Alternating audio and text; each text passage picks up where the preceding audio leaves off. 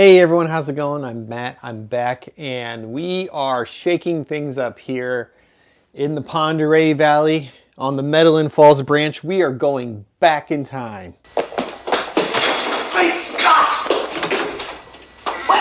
That's right, I'm making big changes to the model railroad. I have decided after quite a bit of back and forth, honestly, that it was time for me to make a change. I was starting to this layout was just starting to stagnate. I was starting to I was just getting the itch, and I decided that I needed to make a change. I had been working on the Midland Falls Railroad, the freelance railroad that I made up for about, ever since I got back into the hobby as an adult. So I don't know, over 15 years, closer to 20. I'm not even sure how many years it's been at this point. It's been a while. But so why? What's going on? Have I lost my mind? What's this all about? You know, it's one of those things where I've been working on the same thing for a very long time and enjoying it. I do love modern railroading. You know, I love big, 50-foot high cubes covered in graffiti. I love patched out, old locomotives, struggling to survive kind of thing. I love all that kind of stuff. It's great stuff. In recent years, I've started to really kind of grow fascinated by steam locomotives and in that era of railroading. I decided about a year ago, 10 months ago-ish, that, I was just going to change gears a little bit, try to reinvigorate myself. And I started 26th Street Station, which is a little modular layout that I'm sure a lot of you have seen at this point. And I really enjoyed building it. In 10 months I got a lot of work done. I'm really happy with how that's coming along. The most exciting thing about that road that I wasn't even really expecting was just the research of the 1950s era of railroading. I just found all that fascinating. I found the equipment fascinating. The rolling stock. What looked like just a bunch of brown boxes to me before actually started to take on some nuance and some beauty to it. I found really, really amazing. The photography from the time period is just beautiful to me. And there's just so much about that era of railroading there's a lot of drama. There's a lot of magic there. There's even a lot of mystery there, just because it's a completely different period of our nation's history and development, and it's exciting and interesting and new.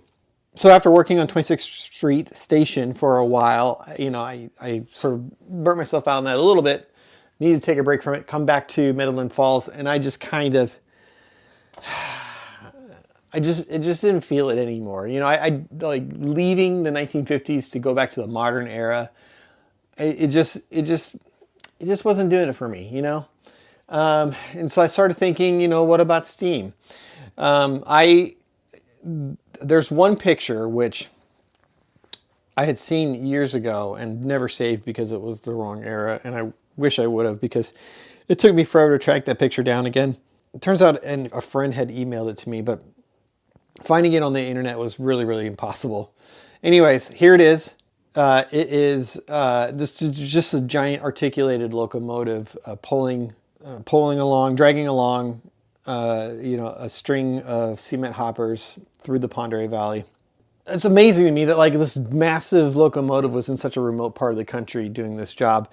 And it just got me, it's just a magic photo to me, for an area of the country that I really love. And to see something like that there was really fantastic. So I started looking around online and I found this. This is a Milwaukee Road S3 number 262 by Broadway Limited. I got it for a great price. I couldn't pass it up. And as soon as I pulled the trigger and bought it, I was like, okay, I guess I'm in now. I guess we're doing this. And so I just ripped the Band-Aid off and I started putting everything, all of my modern locomotives and rolling stock up for sale on eBay and Facebook Marketplace. And it was one of those things where I just had to do it. I just couldn't think about it. I couldn't think too long or hard about it. Otherwise, I would have talked myself out of it. So I just went ahead and did it. So yeah, so now I'm in the process of photographing and boxing up all of my modern equipment. I got like 110 cars somewhere around there that I'm selling, bunch of locomotives, and getting that out there to help fund the purchase of everything that I'm going to be replacing it with on this layout. It was tough to do, but it had to be done. If you are interested in any of that, if you've seen something on my layout before and you're like, ooh, I'd like to have that in my collection, send me a message on Instagram or Facebook. Let me know. I'm going to have everything up on eBay. It's just going to take me a little while to do it because I've got like a lot of boxes over here I got to get photographed and packed up. Not a lot is changing to the layout. I'll throw up a picture of the new track plan that I'm thinking, and if you're familiar with the track plan, you'll see that I'm really just adding a Y at the one end of the layout. And so what was once called Sandpoint, Idaho is now called Newport, Washington. And what was once called Usk, Washington is now called Metaline Falls, Washington. I am reducing the number of industries from 7 down to 4. Two of those industries are lumber mills. One of them is a pole mill and the other is the cement factory. All those industries existed on the line at that time, which is really great. So I'm getting closer to the prototype in that way. I'm also getting further away from the prototype in just the sort of the scenery and the way things are kind of laid out. I'm not about to go back and redo all of my bench work and track work and wiring and everything. I really like my layout plan as it exists. It's fun to operate. It looks good.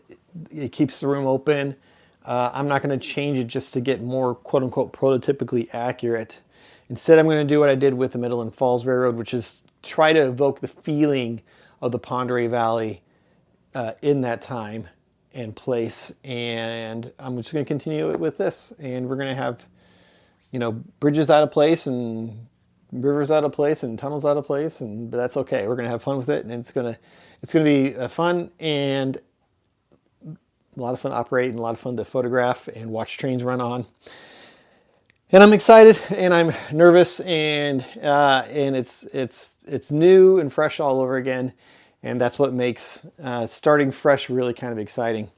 I know I've disappointed a number of you with this video, and I'm sorry. You know, I don't hate modern railroading at all. I love all of that stuff. I like 1950s transition era better.